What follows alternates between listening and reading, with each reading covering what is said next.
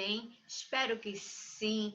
Espero que esteja disposto, esteja disposta para começarmos mais uma aula de genética.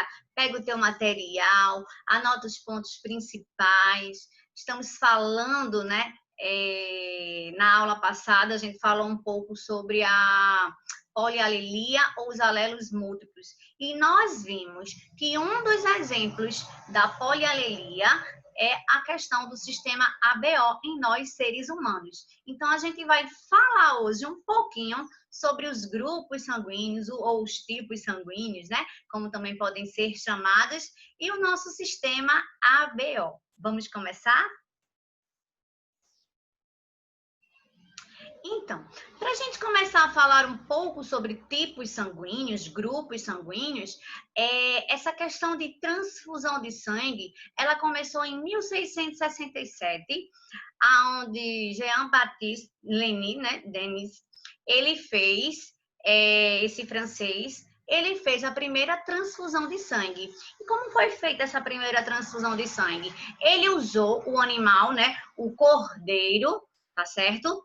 E aí ele pegou o sangue do cordeiro e ele colocou em um ser humano, né? E por que ele escolheu o cordeiro? Porque naquela época o cordeiro era um animal que ele não tinha tantos vícios, ele não era assim, ele era melhor visto, principalmente na questão religiosa, tá? Mas aí ele foi um pouco antiético, esse francês. Ele pegou uma pessoa que ela tinha problemas mentais e começou a fazer essas transfusões, né? E com o passar do tempo, a pessoa ela veio a óbito, não deu certo. Né? Aí foi quando, em 1829, né, James Blundell, tá certo? Ele fez a primeira transfusão entre dois seres humanos. E ele fez essa transfusão inicialmente porque ele ficava muito inquieto, porque naquela época as mulheres tinham muita hemorragia pós-parto. Então, eles foram feitos vários testes, né? E aí em alguns ele tinha sucesso, em outros ele não tinha. E por que isso acontecia, né? Porque começavam a surgir. Porque em algumas pessoas teve essa compatibilidade e em outras não. Não se tinha tanto avanço tecnológico, nem instrumentos, aparelhos, né, da área médica, da área da saúde. Então, realmente era por tentativa que se fazia. Então, quando ele fez essa transfusão entre seres humanos, ele começou a perceber o seguinte: alguns tinham sucesso e outros não. Alguns tinham essa compatibilidade e outros não. Como é que armazenar esse sangue? Porque tinha sangue que coagulava, né, mais rápido. Então, como é que se evitava isso? Então, isso só começou a ser melhorado no início do século XX, tá certo? Quando Karl Landstein, né, ele disse assim: agora eu sei o que acontece com essa questão de compatibilidade. Ele conseguiu, né, identificar. E de que forma foi que ele conseguiu identificar? Quando ele percebeu que existia uma tipagem do nosso sangue, ou seja, existiam tipos diferentes, que ele, né, chamou de sistema ABO, né? Que é o nosso sistema sanguíneo, onde nós vamos ter sangue do tipo A, B, O e o AB. Né? E como é que ele chegou nessa conclusão? Foi quando ele pegou as hemácias, né? E ele misturou. Mas a gente vai se lembrar antes um pouquinho de uma coisa. O que é o sangue? Né? Então, o sangue é um tecido líquido vivo, né? É formado por 4 elementos. A gente não pode falar célula, né? Porque as plaquetas, elas lembram uma célula, são fragmentos, então não é uma célula. Então, são 4 elementos que circulam por nosso corpo através de artérias e veias, né? Seres humanos, né? Então, quais são esses 4 elementos do sangue? O plasma sanguíneo, a parte líquida, né, responsável pelo transporte de substância, pela excreção, pela questão hormonal, né? As hemácias também são chamadas de glóbulos vermelhos ou eritrócitos, né? Leva o oxigênio, né? Para o corpo, para os tecidos do corpo, né? Para o funcionamento dessas células. Então, eles conseguem levar esse oxigênio porque existe a proteína, né, a hemoglobina, que tem uma grande quantidade de ferro nela, que ajuda os glóbulos vermelhos, as hemácias, a fazer esse transporte do oxigênio para os nossos tecidos. Nós temos os leucócitos, né, são os glóbulos brancos, conhecidos como os soldados, né, que nos defendem, principalmente contra os micro-organismos, né, vírus, bactérias, etc. E nós temos as plaquetas, que são fragmentos de célula responsáveis justamente pela coagulação sanguínea, só para você lembrar, né? Então, gente, quando o nome dele, Carl Landstein, ele descobriu os tipos sanguíneos, aí vocês veem na imagem, né? As partes do sangue, a gente já estudou isso, tá?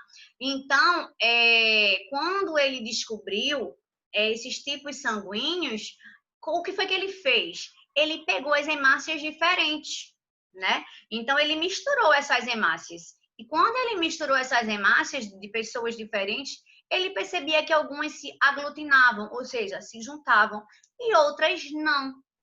E foi aí que ele, né, pensou, não, então existem tipos diferentes de sangue, né? Então, os tipos sanguíneos são sistemas de classificação, né? Para a espécie humana, os tipos sanguíneos mais importantes, né, é o sistema ABO, como a gente já falou, e também tem o fator RH. O tipo sanguíneo humano é condicionado por alelos múltiplos, que foi a nossa aula passada, né? Um dos exemplos dos alelos múltiplos, professor, eu me esqueci o que são alelos múltiplos, ou polialelia. É quando você tem 3 ou mais características para determinar algo no corpo, num ser, né? A gente tem os cromossomos homólogos e ali, né, no locus, na posição, vai ter característica. E quando sofrem mutações, em vez de ser 2, podem surgir 3 ou mais características. Então, no caso do nosso tipo sanguíneo, aí a gente tem 4 tipos, né? Então, por isso que são alelos múltiplos, um exemplo, né? Então, eu já falei os 4 tipos, né? E como é que a gente vai caracterizar esses tipos? Quando nós encontrarmos o aglutinogênio nas hemácias e a glutinina no plasma, é que a gente vai diferenciar. Não entendi nada, professora. Você vai entender agora. Então, aqui é só para lembrar, né? A polialelia ou os alelos múltiplos, 3 genes ou mais vão estar no mesmo loco do cromossomos.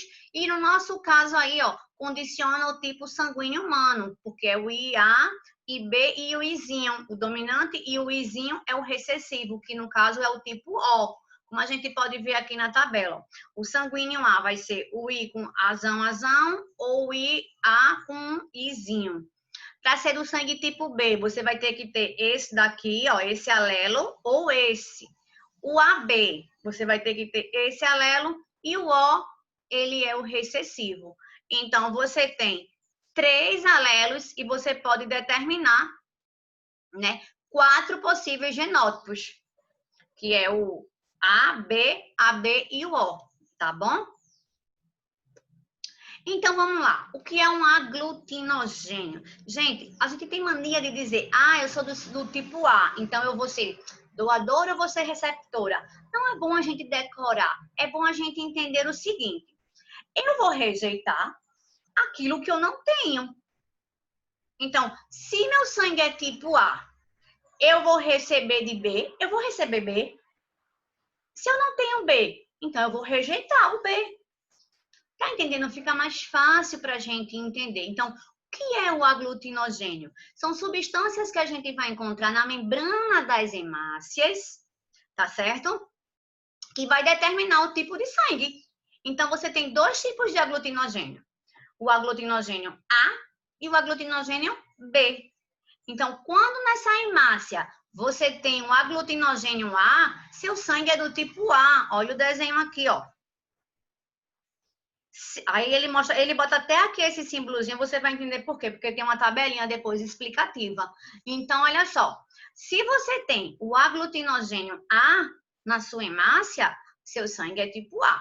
Se você tem o aglutinogênio B, seu sangue vai ser do tipo B. Se você na hemácia tem o aglutinogênio, são proteínas que a gente vai encontrar lá. Se você tem esses dois tipos, então seu sangue vai ser AB. Aqui. Agora, se você não tem nenhum desse aglutinogênio, o sangue é O. Não tem. Certo? Então, foi isso que o Landstein, ele viu, porque quando ele pegou as hemácias do tipo O e misturou com A e B, não aconteceu nada ali, porque não se misturou, porque no O não tem esse aglutinogênio, né? Então, o aglutinogênio vai determinar o teu tipo de sangue, tá certo? Também é chamado de antígeno.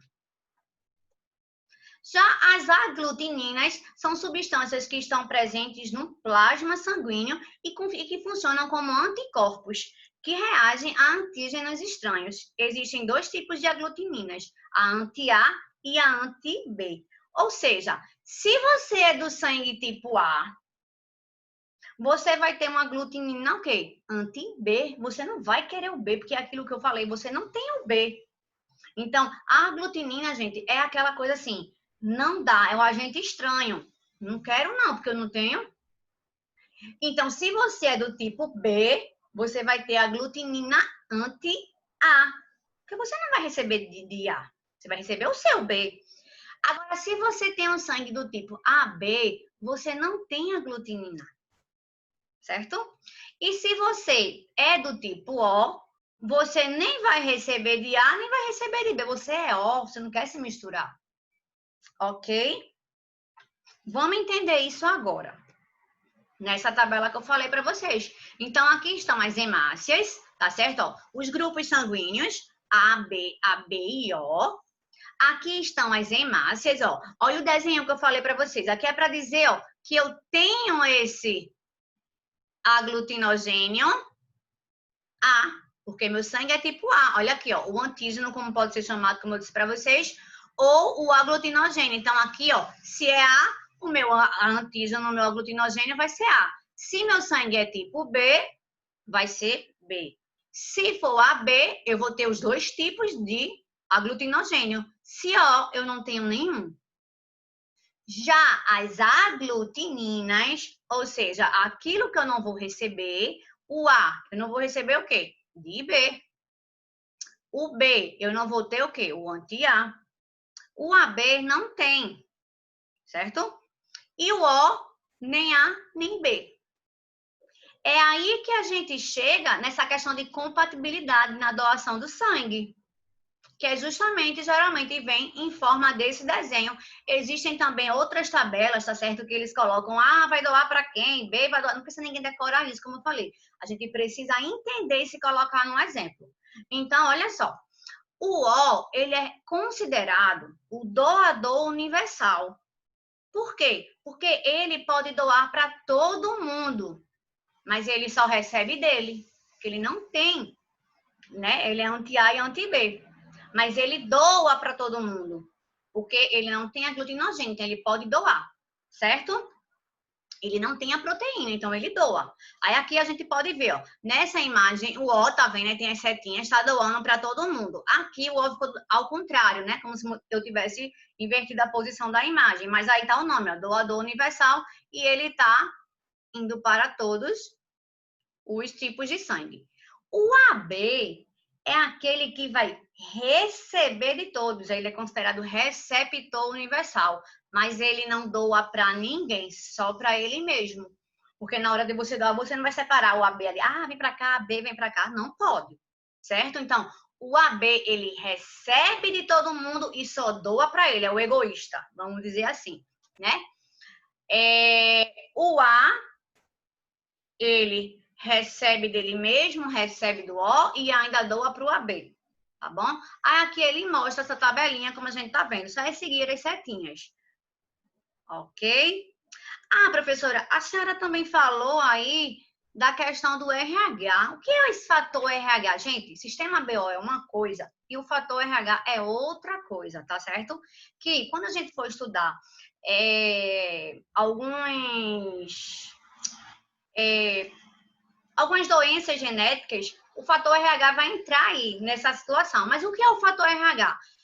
é independente, foi uma outra proteína descoberta, tá certo? Através do estudo de um macaco. O macaco tinha o gênero Rhesus, por isso que ficou RH, né? E essa proteína, quando o macaco tinha essa proteína, ou seja, quando o sangue tem essa proteína, se diz que ele é RH positivo. E quando não tem, é RH negativo, tá certo? Então, é isso daí, inicialmente, que é uma outra característica, o fator RH, que a gente vai ver isso mais na frente, tá bom? Então, é isso. Outra coisa também que a gente tem que lembrar, e a gente, para vocês saberem, né? Antigamente, quando se começou a fazer esses estudos sobre transfusão de sangue, existiam muitos erros, né?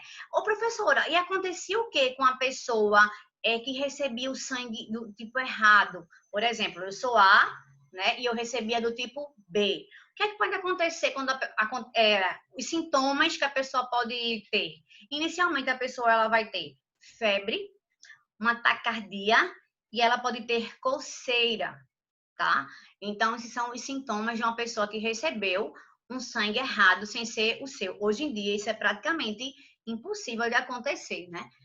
Mas antigamente, se tinha, como eu disse, acontecia bastante e as pessoas vinham a óbito por quê? Porque quando eu recebia um sangue que não é compatível com o meu, as minhas hemácias, elas iam querer se defender, né? Por quê? Porque você está destruindo aquelas hemácias, porque você está com sangue errado.